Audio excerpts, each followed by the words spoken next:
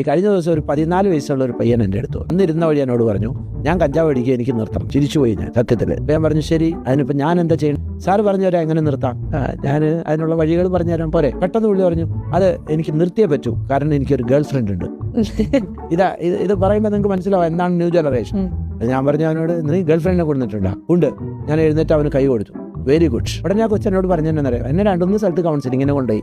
അവരൊക്കെ ഗേൾ ഫ്രണ്ടിലെന്ന് പറഞ്ഞപ്പോൾ എന്നെ ചീത്ത പറഞ്ഞു. സാറേ പറഞ്ഞു, നിന്നെ ഞാൻ ചീത്ത പറയുന്നില്ല, ഐ അപ്രീഷിയേറ്റ് യു, നീ മിടുക്കനാ. കാരണം ഈ പ്രായത്തിൽ നിനക്കൊരു ഗേൾ ഫ്രണ്ടിനെ കിട്ടിയത് നല്ലതല്ലേ. അവന് ആവേശമായി. അവൻ പറഞ്ഞു, ഞാൻ വിളിച്ചോട്ടെ അവളെ എന്ന് പറഞ്ഞു. വിളിച്ചോളാൻ പറഞ്ഞപ്പോൾ ഞാൻ ശരി വിളിച്ചുകൊണ്ട് വരാൻ പറഞ്ഞു. വന്നപ്പോൾ 13 വയസ്സുള്ള കൊച്ചു. അവൾ ഇത്രയേ ഉള്ളൂ.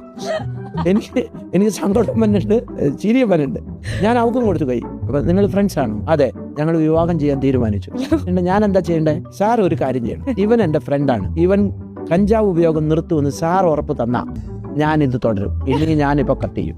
എനിക്കത് സാധിക്കില്ല മകളെ, കാരണം കഞ്ചാവിന് അഡിക്റ്റ് ആവുന്നത് അതൊരു ലഹരിയാണ്, അതൊരു രോഗമാണ്. I will help you. അവൻ്റെ മുഖത്ത് നോക്കിയിട്ട് അവൾ പറഞ്ഞു, നിർത്തിയില്ലെങ്കിൽ ഞാൻ Why I said you, this is the young generation. Did we change? നമ്മൾ ചേഞ്ച് ചെയ്തില്ല. ആ കൊച്ച് കൗൺസിലിങ്ങിന് പല സ്ഥലത്തും കൊണ്ടുപോയി മടുത്ത്. എന്താണ് എൻ്റെ അടുത്ത് കൊടുത്തത്? എൻ്റെ അടുത്ത് വന്നപ്പോൾ ഞാൻ അവന് കൈ കൊടുത്തപ്പോൾ അവൻ്റെ ആ മനോഭാവം എന്തായിരുന്നു?